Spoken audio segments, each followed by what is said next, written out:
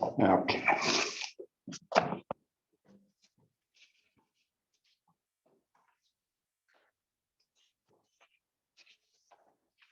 I made two handouts, and these are actually I think they might even be the same. Let me just look here for a second here. I think they are, but one of them has explanations to the problems. So I've got those two and then these two.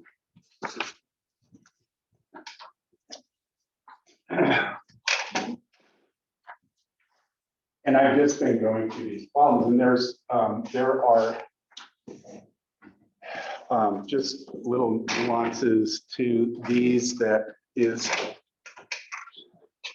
interesting how they do this. So I'm on the one that begins with diagnostic examination. It doesn't matter. You can look on the other one as well, and it has the same things.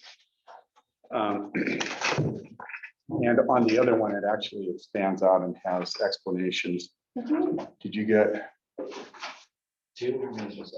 I think two. Yep, that's all. Yep. Oh, okay. Okay, so I give you three of those. On the one that has just the blank ethics in front, there are explanations for the answers as we go through these. So we can look at that, and it also has like how to study a lot of these. We can go through a few others as well, but I don't. How much have you studied with these? For the ethics? Yeah. Not too much. Okay. All right. It's like practice questions. Okay. So the first one, it says, which of the following establishes ethical behavior among professionals? A, taxation regulations. B, rules of play for professional sports. C, Hippocratic oath. Or D, legal contracts. C, right? You know what the Hippocratic oath is? I thought that was medical. But... It is medical. Okay. Yep. They don't say engineering, just professionals here. Oh. So that's what it is. And none of the others have anything to do with ethical behavior. In the second one, so this is where being familiar with the code of ethics kind of comes into play. It says, which of the following methods of advertising is most likely to violate an ethical standard for engineering design firms? A, radio or television advertising. B, yellow pages or phone book advertising. You guys even know what yellow pages are? Okay. Don't have them very much anymore. C, distribution of company calendars to clients. Or D, company brochures exhibiting self-laudatory language. What do you think? Sorry, but what does laudatory mean? Laudatory means like you're bragging about yourself. You are saying, we're the best. Don't go to Engineer Joe down the street because we do much better work than he does. Probably do. Yeah, it's D, right? Okay, third one. Whistleblowing is best described as calling public attention to A, your own previous unethical behavior. B, unethical behavior of employees under your control. C, secret illegal behavior by your employer. Or D, unethical or illegal behavior in a government agency you are monitoring as a private individual. C? Yeah, it's C, right? So whistleblowing is that step in ethics where you actually are probably putting your career in danger just because of the effects of it and the retaliatory nature of, an employer, that which is illegal, but it can happen. Okay, number 4, complete the sentence. Obeying direct and specific orders from a person with higher authority, A, will never result in ethical behavior. B, always results in ethical behavior. C, is a defense against unethical behavior. Or D, may place you in an ethical dilemma. D, yeah. So they give you some of those that, you know, that anything where they say there's an absolute, like never result in ethical behavior, and you're probably pretty safe in assuming that that will not happen. Okay, number 5, why is competitive bidding often considered to be counterproductive? So first of all, competitive bidding, you all kind of understand that in terms of construction, but they're talking about now competitive bidding among engineers. And I need to preface this with a comment that, at least in Montana, and I believe it's true in most states, it's illegal to select an engineer based on cost. So an engineering firm can't come in and try to lowball, you know, another engineering firm on a bid. So in Montana, you can only select an engineer based on qualifications. Once they're picked, then the engineer and the client enter in negotiation for the cost associated with it. And it's a give and take. And most of the time, it's a pretty straightforward process. And they have a pretty good feeling of what it's going to cost, and you give them a cost that's reasonable to them. Okay, so for number 5, competitive bidding may reduce the client's cost, but will increase the design professional's cost. B, competition among different design firms is unprofessional, undignified, and unethical. C, the best design is not always the least expensive. Or D, a design professional who reduces the final cost in order to be competitive may eliminate important design steps or features. D. Yeah, it's D. But C's a Yes, C would be that way also. The justification, if you read in the explanation of these, is that they say if you reduce cost, then really the only way that you could do that would be to eliminate some steps in the design. And so you're giving them a product that's not complete and probably not what they really asked for. So that's kind of how that works. Let's see here.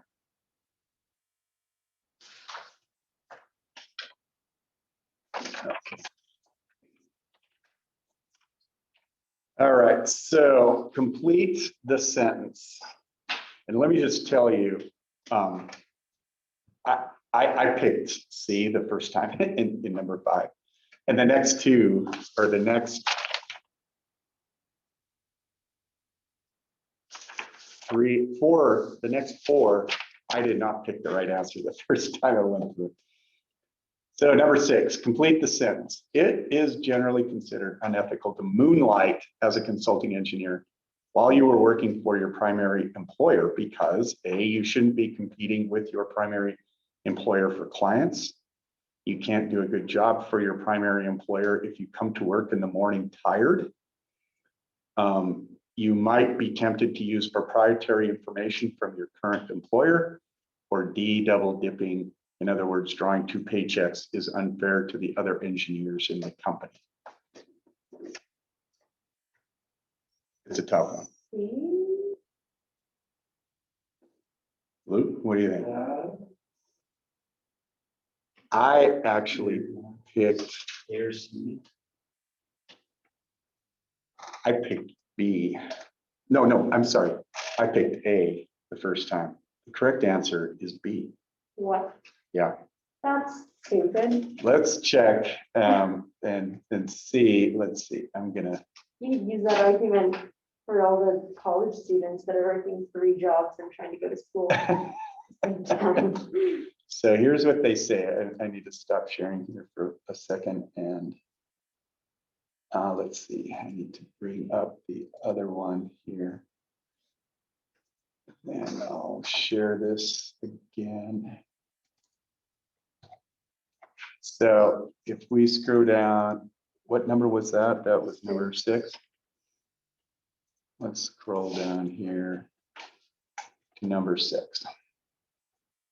So it says, choice D is irrelevant. That's the one that says double dipping. Choices A and C are true, but are not the reason moonlighting is discouraged by most ethical codes. So what they're basically saying is that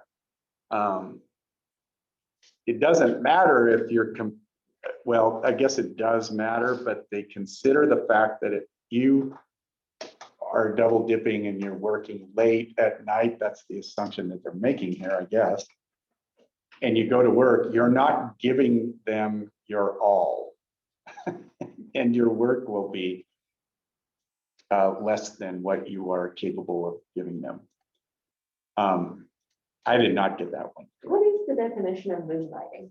Moonlighting means that you have a primary job, but you have a second job on top of that. Okay.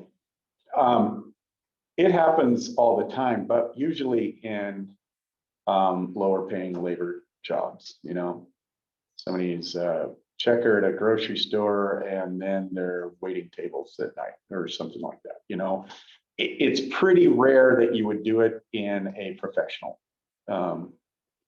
sense, like if you're an engineer or a lawyer or something like that, you're probably not going to be doing it. It does happen. I know it does, especially if engineers are working for their employer, but they are trying to get to the point where they can be open their own firm. And a lot of times they're working that way. In that case, it's not necessarily double dipping, but it, you know, they're doing two things at once.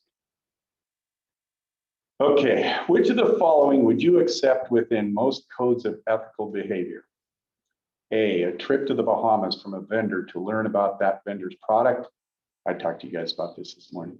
B, a pen and pencil set sent by a Blueprint reproduction company.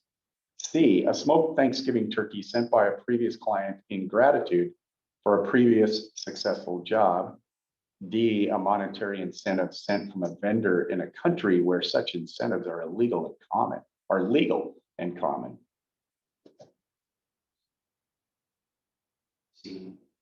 See? Yeah, that's the one. I didn't pick that the first time.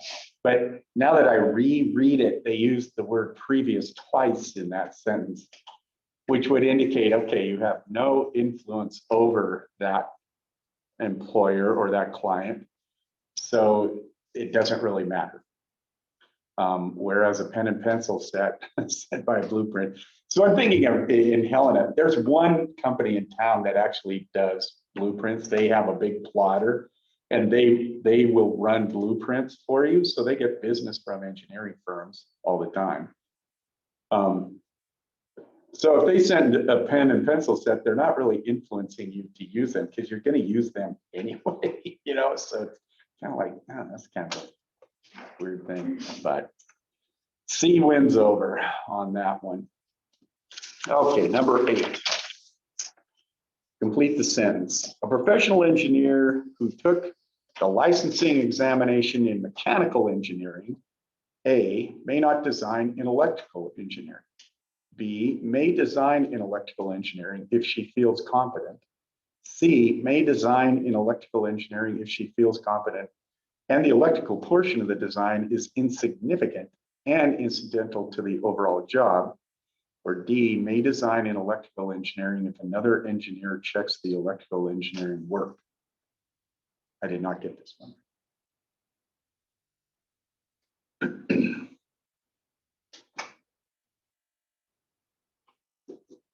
So with you having said that, now I want to say A, but originally I was thinking D. Yeah, and that's what I picked first time. It's not correct. D. It's actually C. What? Yep. So let's see what they say about that. Let's. What number is that? 9? In this section of the FE exam, I think. Or 8. They just want to confuse you. I know. I know, this is a really lousy copy, but what it says is, although the laws vary from state to state, engineers are usually licensed generically. Not true anymore. Engineers are licensed as professional engineers. The scope of their work is limited only by their competence.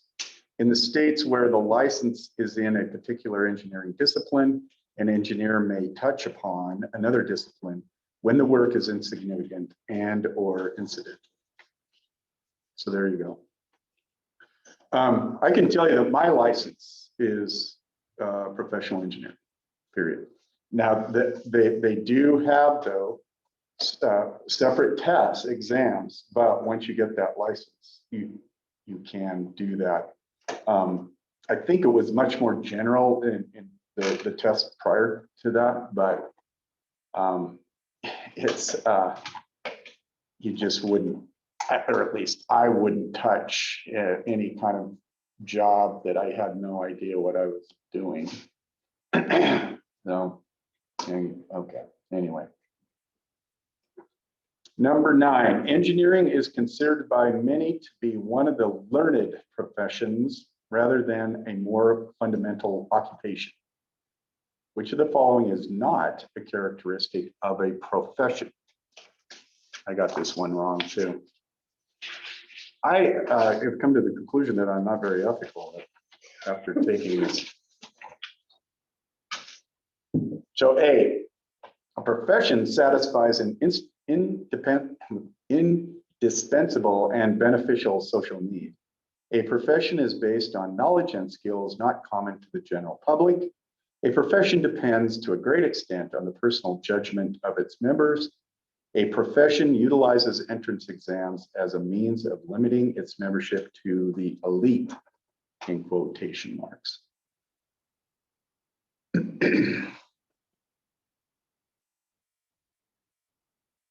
B. Say what? B. B as in boy? Yeah. Yeah, that's what I picked too, but I was incorrect.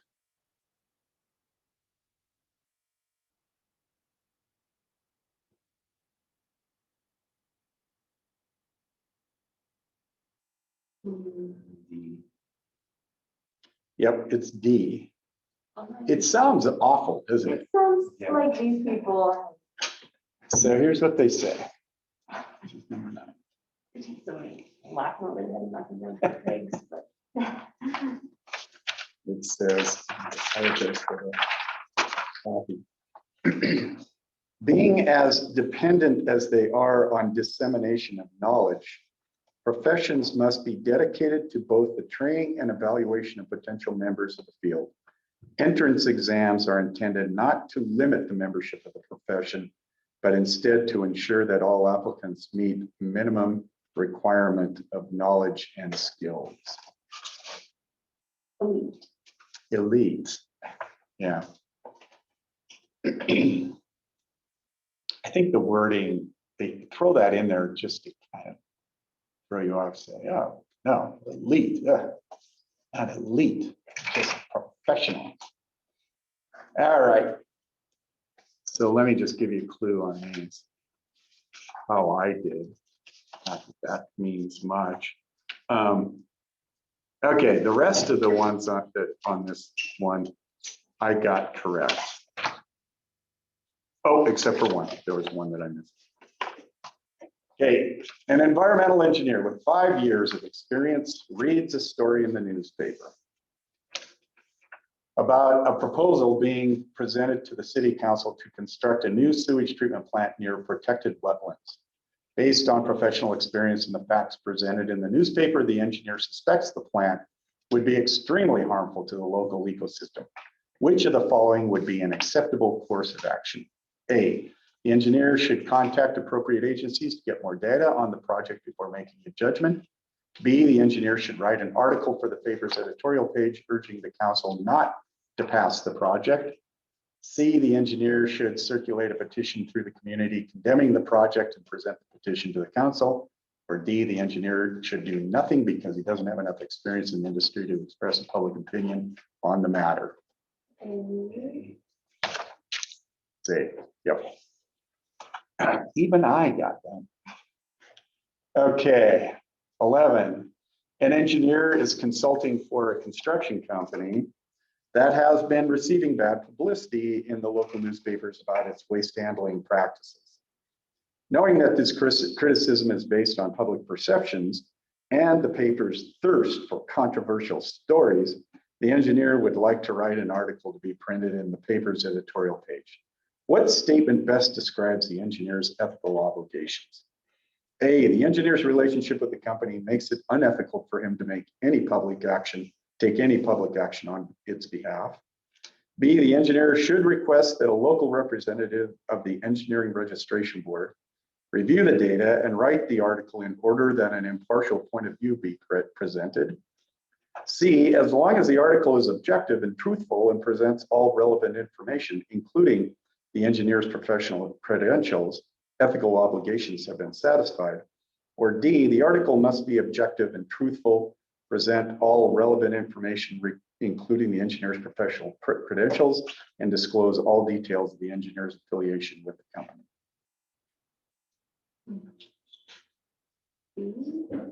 Which one? B. No, B is not correct. There you are. I made it too. Did you get my text? I did.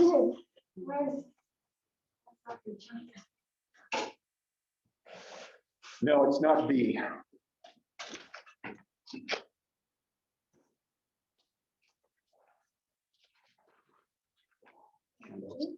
We're going through the, well, actually, you could open up the one that has the blanker, the lighter sheet on it, and we're on the third page on there, I believe, number 11.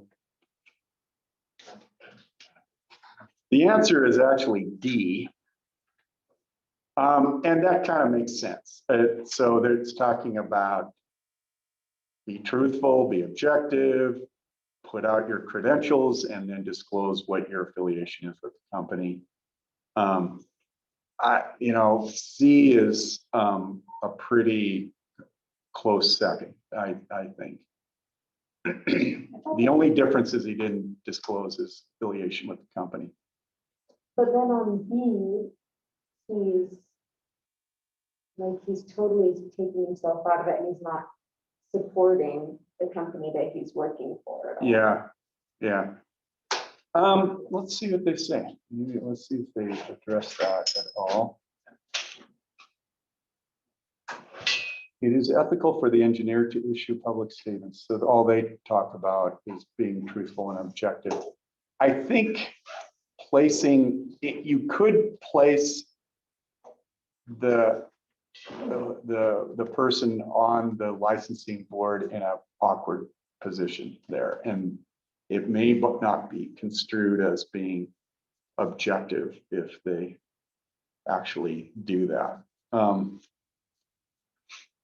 Now, that's not to say that maybe if you knew another engineer, and I guess this wouldn't matter if they're on the engineering licensing board or not, but they had the same opinion as you and wrote an article like that, then yeah, that would be fine as well. Okay, number 12. Is the answer D on that? Yeah. The answer is D.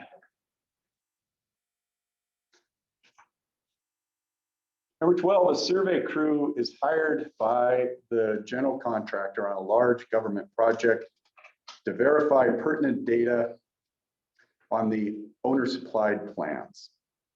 While performing their functions, the survey crew is approached by a subcontractor who wants them to perform some work for him on the same project.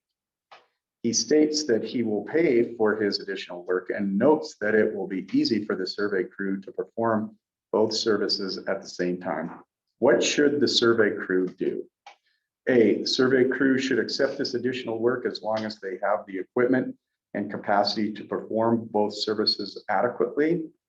The survey crew should accept this additional work as long as the circumstances are fully disclosed and agreed to by all interested parties. C, the survey crew should not accept this additional work as it will be a conflict of interest. Or D, the survey crew should not accept compensation for any additional work because they cannot bill two parties for the work performed on the same job.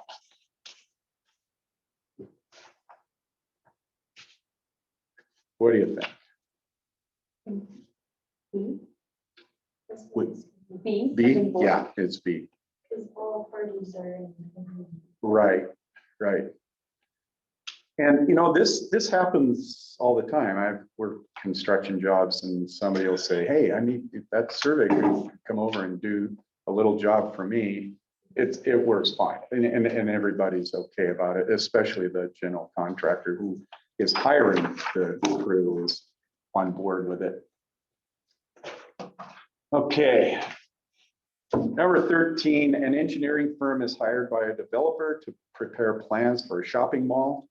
Prior to the final bid date, several contractors who have received bid documents and plans can contact the engineering firm with requests for information relating to the project. What can the engineering firm do? A, the firm can supply requested information to the contractors as long as it does so fairly and evenly. It cannot favor or discriminate against any contractor. B, the firm should supply information to only those contractors that it feels could safely and economically perform the construction services. C, the firm cannot reveal facts, data, or information related to the project that might prejudice a contractor against submitting a bid on the project. Or D, the firm cannot reveal facts, data, or information relating to the project without the consent of the client as authorized or required by law.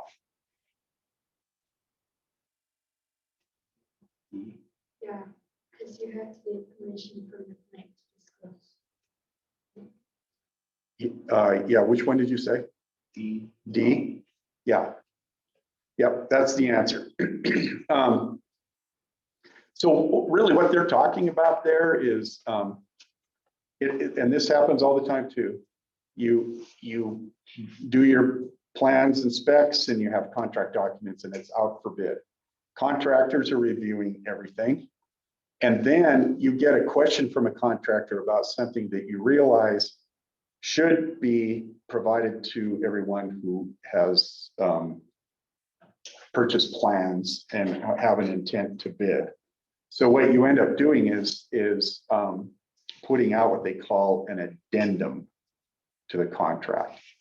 And when all the bids come in, you have to have a sheet that says you reviewed this plans and specs and you got all the addendums that went with it, and they have to check that. Otherwise, they may not have gotten all the information that was pertinent to that particular bid. So that's pretty much what they're doing here. Number 14. Big one here.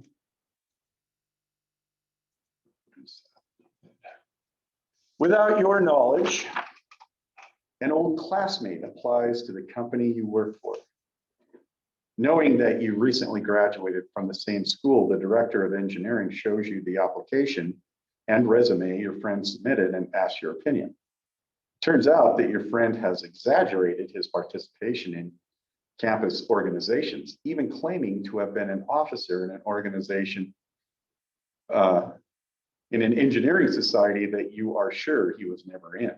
On the other hand, you remember him as being a highly intelligent student and believe that he could really help the company. How should you handle this situation?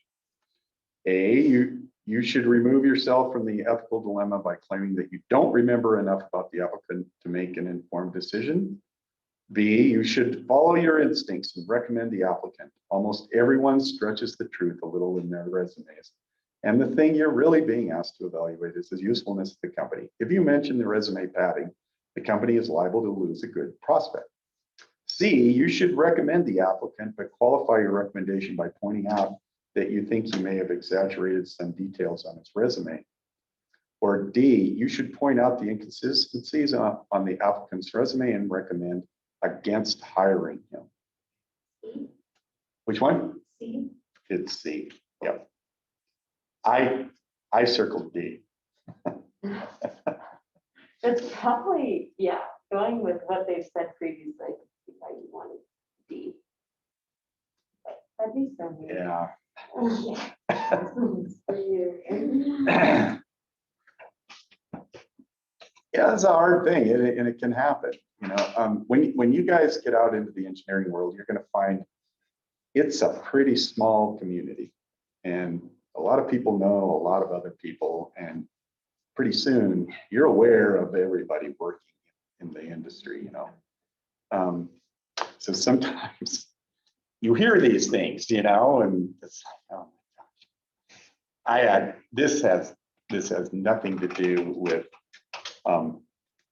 any type of professional ethical dilemma, but I worked for a company one time, and we had different offices around the company, around the country, and a guy that I actually lived with in college was working for the company in another town.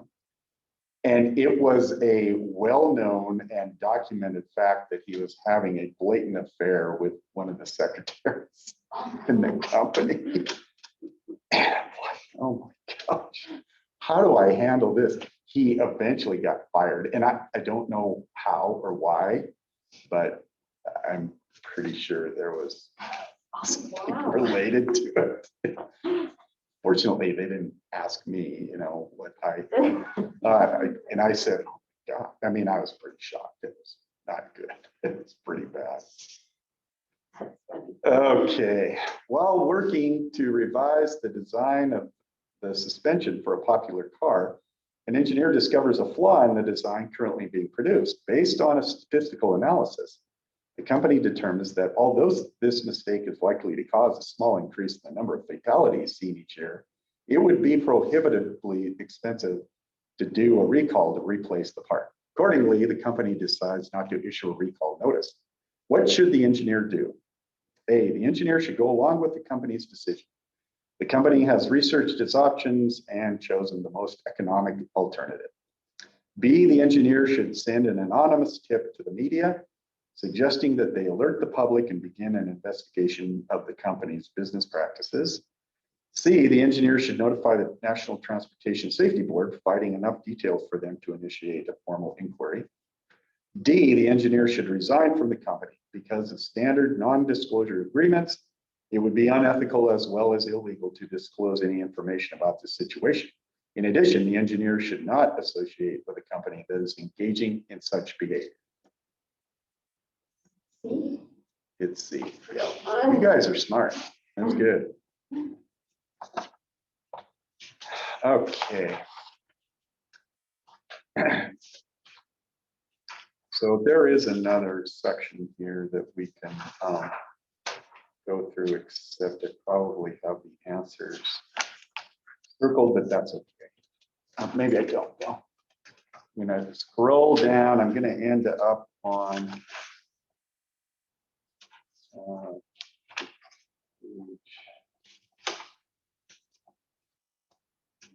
I give you all these things.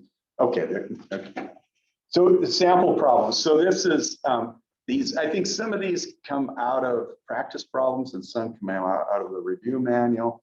But anyway, these will give you another feel for the type of problems you might have.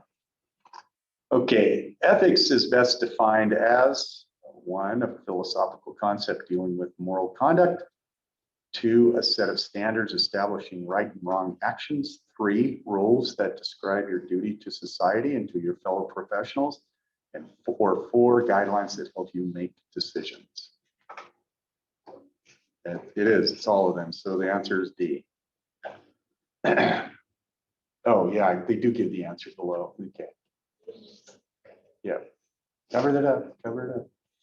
All right, so it says, and that's pretty, I think that's really self-explanatory. So you just stay on this page and don't turn the other one. You can try to guess what this one is.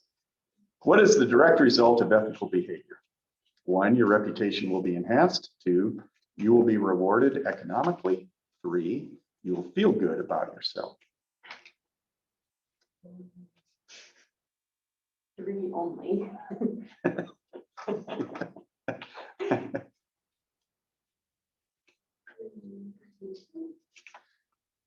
What's that? Is it reputation? Or neither. Yeah. Yeah, it's none of them, actually.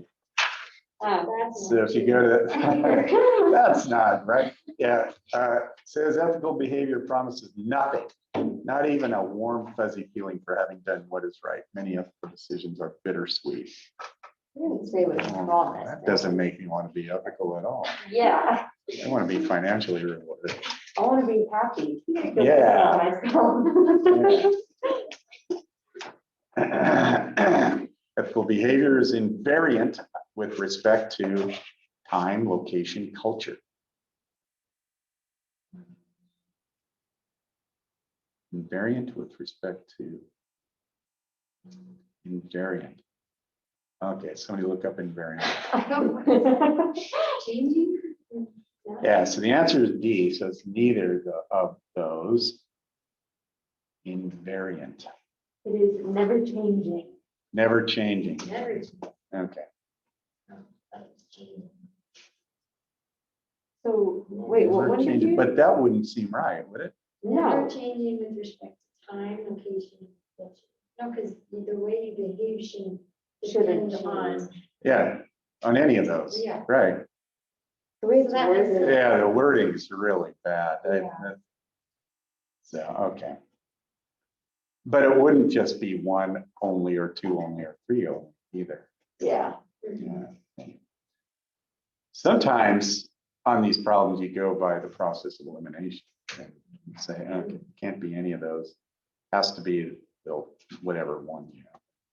Number 4 says, complete the sentence. State registration boards, boards of ethical review, oversight committees, and internal audit departments are used in industry and government because 1, illegal and unethical actions must be punished. 2, people must be shown that the rules will be enforced. 3, there is something to be learned from all errors in judgment. And the answer is all of them. There you go. I always think of the cop shows, you know, when they get the internal affairs involved. They're always the enemy of the cops.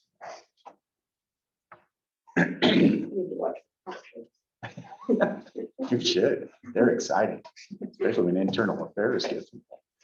All right, complete the sentence. If you check the calculations for a licensed registered friend who has gone into a consulting engineering business for himself or herself, A, you should be paid for your work. B, your friend's client should be told of your involvement.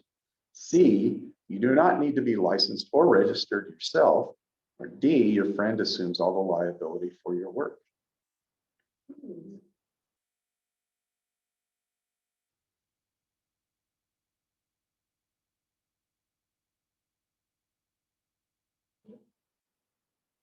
So the answer is B. Yeah. Need to be like. Well, he's licensed. I think the theme a lot is just making sure that everybody knows up front what is going on. There's no issue. And the client may ask for your credentials, you know, which is right to request that. Yes, we get along well with Scientology. What's that? These guys would get along well with Scientology. Their whole thing is about going clear, Oh, being transparent. okay. Oh, really? Okay. I mean, not really, but. Sorry if anybody's a Scientologist. Yeah, I'm not. I read the weird things that people say about it, but whatever. Number 6, which of the following can override your ethical requirement to perform a thorough analysis and check of work for your client? A, time constraints. B, budgetary constraints. C, legal constraints, including subpoenas and judicial orders. Or D, other ethical obligations.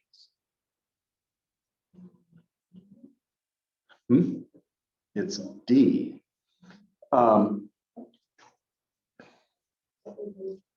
I'm trying to think of a scenario where that would be true.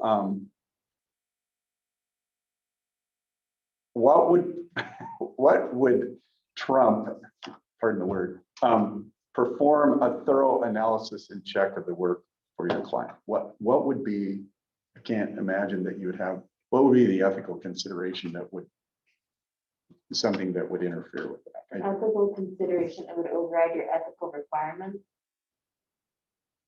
Yeah, I don't know. that would seem to be pretty high on the priority list, wouldn't it? I don't know. I don't know. The industry is just ridiculous. Yes. Number 7. What did you say? Yeah. No, What are you asking? I was trying to pronounce words. Oh, subpoena?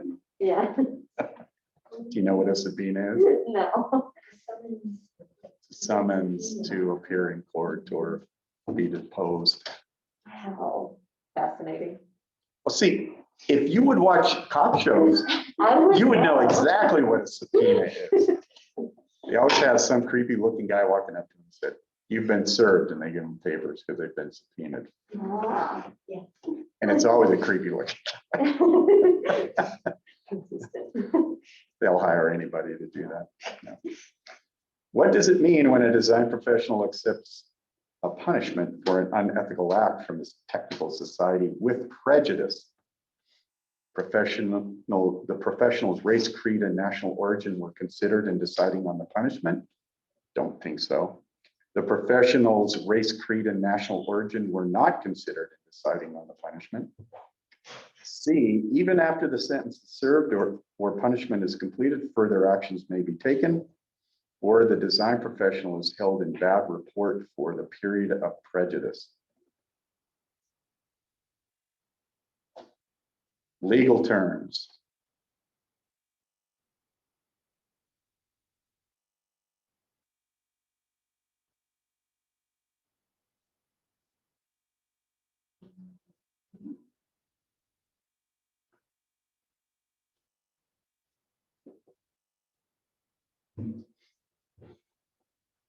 I think we can eliminate A and B, right? Comes down to the last two.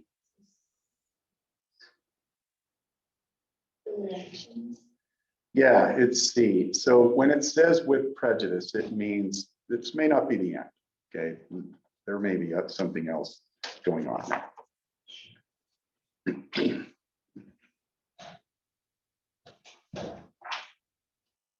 All right, next page, problem 8. Which of the following principles is not embodied in codes of ethics for engineering consultants? Consulting engineers will place service to humankind above personal gain. Consulting engineers will serve clients faithfully, honestly, and professionally. Consulting engineers will be fair and will act with integrity and courtesy. Consulting engineers will encourage the development of the engineering and consulting profession. Number 4.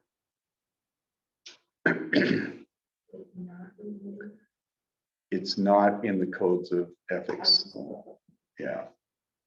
Codes of ethics are concerning behavior only.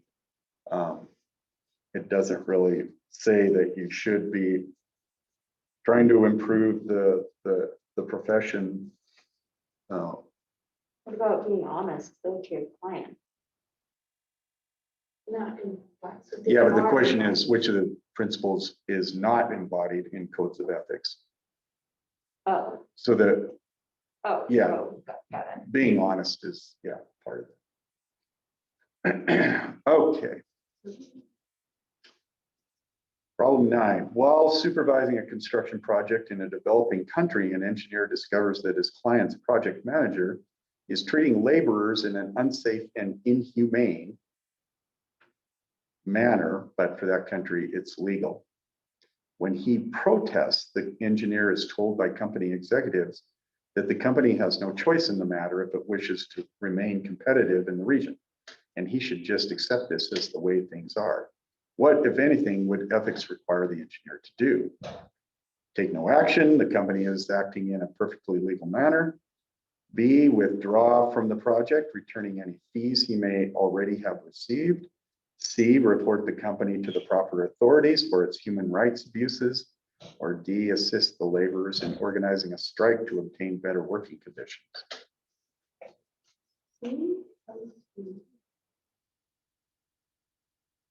C, you said C? I said C. Yeah, with an I. Yeah, that's not correct. Yeah, it's B, withdraw from it. So why wouldn't he report them?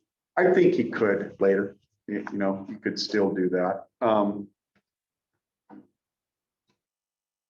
But because it's legal in that area. Yeah, and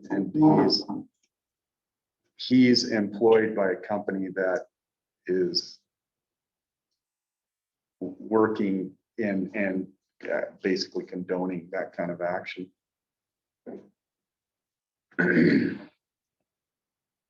Problem 10, an engineering professor, with a professional engineering license and 20 years of experience in engineering education is asked to consult on a building design.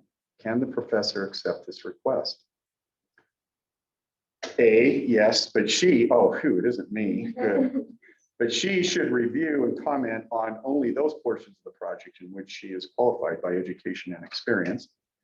B, yes, professor is a subject matter expert and as such should be fully competent to review the design. C, yes, as a licensed professional engineer, the professor has demonstrated her competence in engineering and may review the design.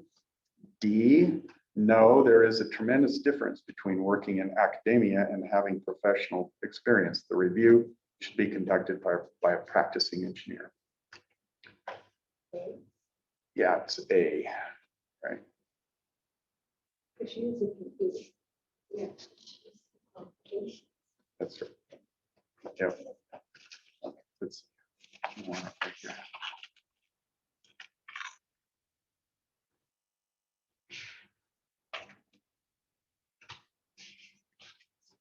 There are quite a few here. We don't have, we can stay as long as you guys would like to do these things. We'll go until we hit the FE style exam problems, and then we can decide what we want to do. With that, there are more. Go through these. I don't know if this is helpful for you guys or not. Sometimes just seeing it is a good thing. Okay, problem 11, 2 engineers submitted sealed bids to a prospective client for a design project. The client told engineer A how much engineer B had bid and invited engineer A to beat that amount. Engineer A really wants the project and honestly believes he can do a better job than engineer B. What should he do? A, he should submit another quote, but only if he can perform the work adequately at the reduced price. B, he should withdraw from consideration for the project. C, he should remain in consideration for the project, but not change his bid.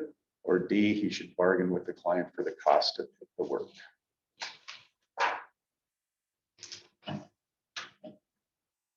So the answer is C. And it makes sense that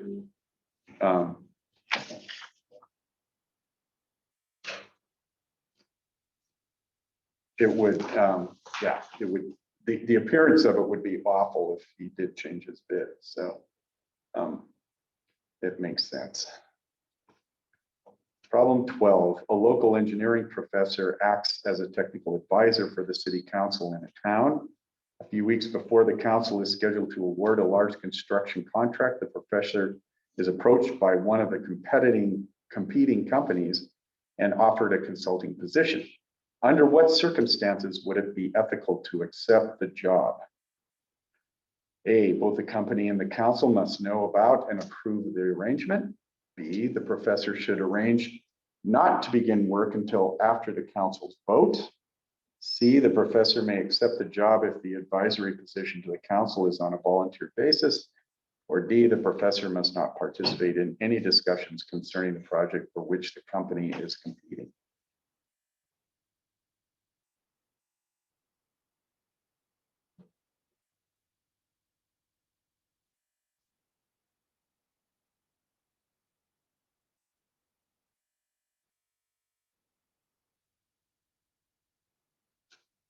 This is a hard one. So the correct answer is D. And what they say is the professors association with the company is bound to influence any advice given to the board, even if the job doesn't start until later. Regardless of whether the board understands and approves of this situation, the engineer is obligated to withdraw from any of the council's discussions concerning the project. They don't say he shouldn't do it. They say he should just not be really acting in an advisory role for it. Okay, how are you guys doing? You want to keep going? Or doesn't hurt my feelings if you say no? I'm doing pretty good. My brain's a little bit fried. Yeah. Okay. What is this? This is just the. It's actually a repeat of that first examination that's on this other handout. Yeah. Not sure why I made 2 copies. I don't need to do that anymore. So Amber, I think I'll head out. you're gonna head out. Yeah. You guys are good? Yeah. Okay, all right. Sounds good. Thanks for coming. Yeah. Thank you, Gary. Sorry I was late, but apparently the only one who wasn't late was Luke, so. Yep.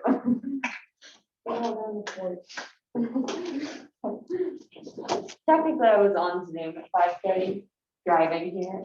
Oh, okay, all right, good But job. no, I was. Way to go.